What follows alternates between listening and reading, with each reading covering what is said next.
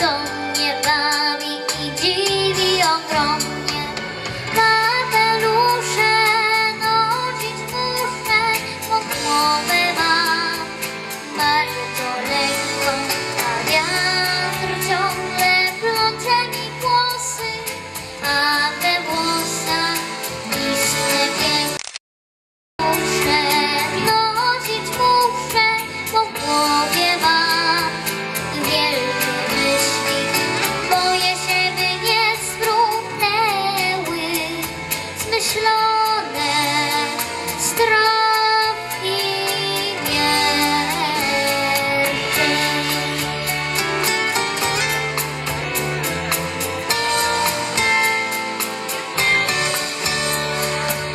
Ludzie się spieszą, kną samochody, mijają w pośpiechu ulice, a ja podziwiam kwitnące ogrody gwiazdami na